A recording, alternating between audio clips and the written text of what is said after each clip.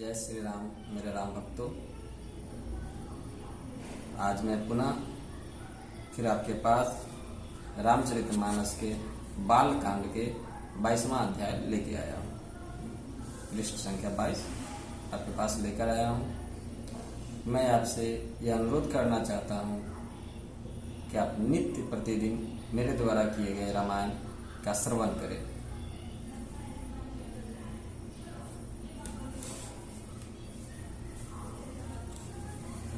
वाल्मीकि नारद घट जोनी, निज निज मुखनी कही निज होनी। जल चर थल चर नभ चर नाना, जे जर चेतन जीव जहाना। कहने का तात्पर्य है, वाल्मीकि जी, नारद जी और अगस्त्य जी ने अपने अपने मुखों से अपनी होनी कही है। जल में रहने वाले, जमीन पर चलने वाले और आकाश में चलने वाले नाना प्रकार के जड़ चेतन जितने जीव इस जगत में हैं, मति कीर्ति गति भूति भलाई, जब जेहि जतन जहां जेहि पाई। सो जानब सत्संग प्रभाहु, लोकहु वेद न आन उपाऊ। कहने का तात्पर्य है, उनमें से जिसने जिस समय जहां कहीं भी जिस किसी यत्र से बुद्धि कृति सदगति विभूति और भलाई पाई है, सो सब सत्संग का ही प्रभाव समझना चाहिए। वेदों में और लोकों में इनकी प्राप्ति का दूसरा कोई उपाय नहीं है। बिन सत्संग विवेक न होई, राम कृपा बिनु सुलभ न सोई।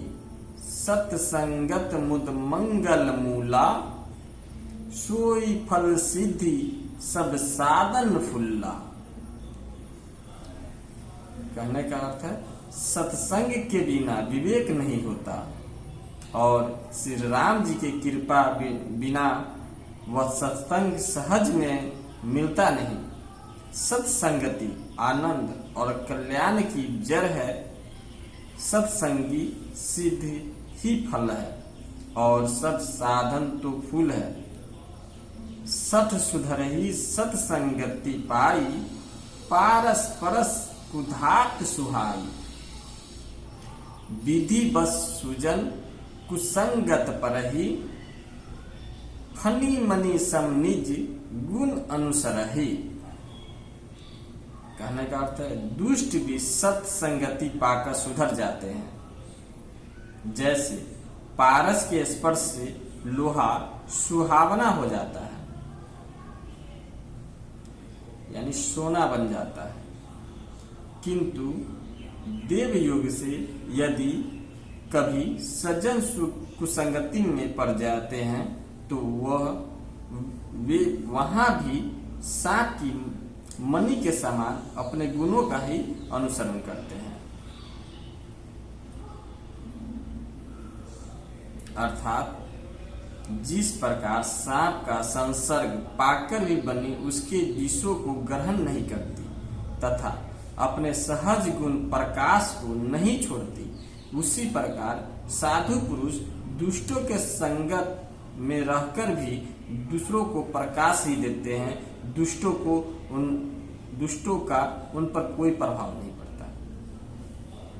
विधि हरि हर कवि कोविद बानी, कहत साधु महिमा सकुचानी।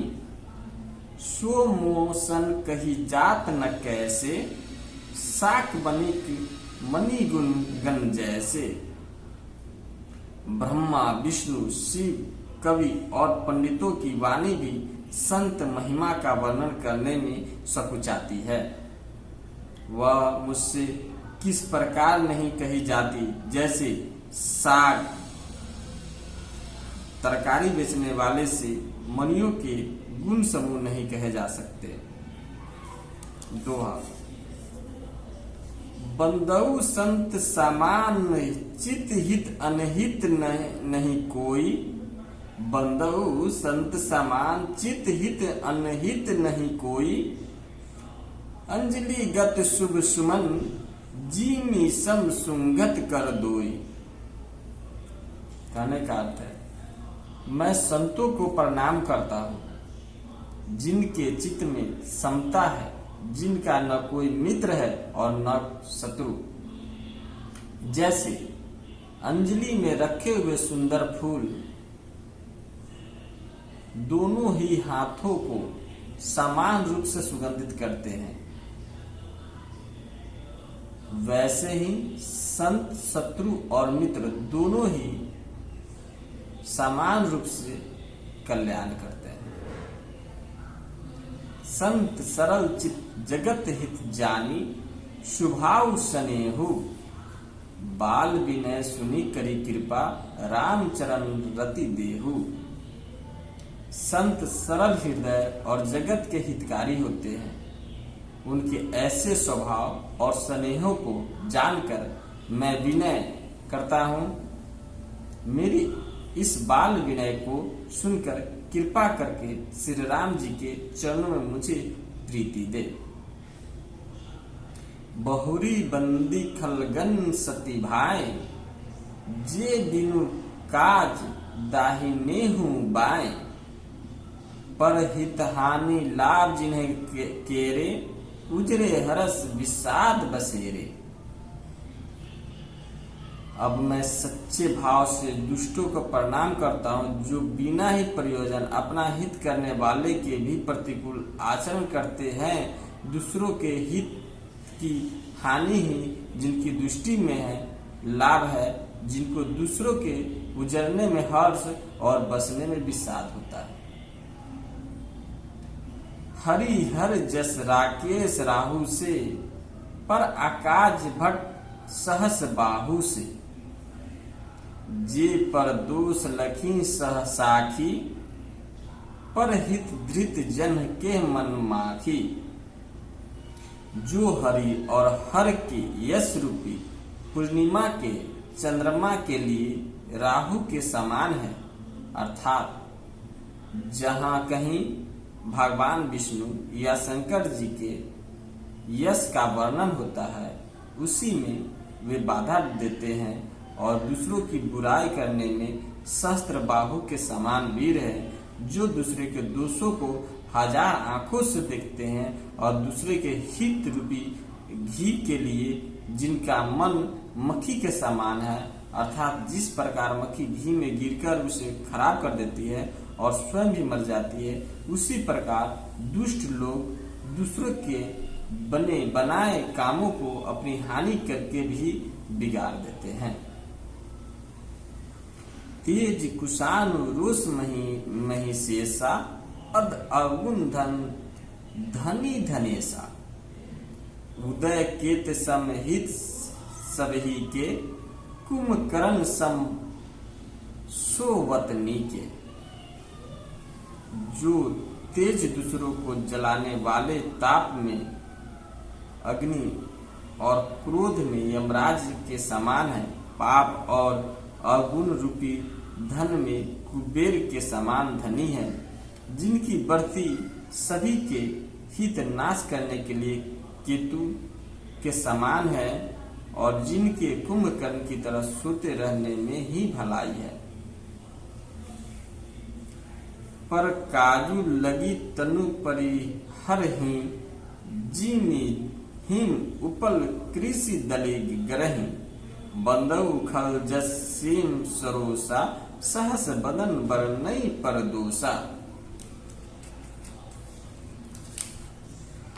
कहने का अर्थ है, जैसे ओले खेती का नाश करके आप भी गल जाते हैं, ओले खेती को नाश करके स्वयं भी गल जाते हैं, वैसे ही दूसरों का काम बिगाड़ने के लिए अपने शरीर तक छोड़ देते हैं।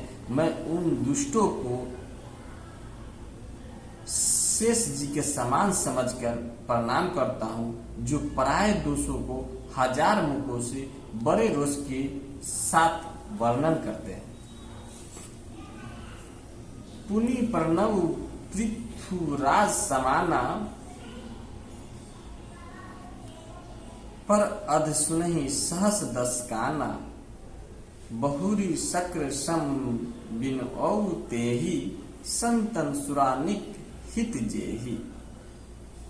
अर्थात पुनः उनको राजा पितृ जिन्होंने भगवान का यश सुनने के लिए 10,000 कान मांगे थे के समान जानकर प्रणाम करता हूँ, जो 10,000 कानों से दूसरे के पापों को सुनते हैं फिर भी इंद्र के समान मानकर उनकी विनय करता हूँ, जिनको सुरा यानी मदिरा नीति और हितकारी मालूम देती है। इंद्र के लिए भी सुरानिक अर्थात देवताओं की सेना हितकारी है। आज के लिए इतना ही। जय श्री राम मेरे राम भक्तों।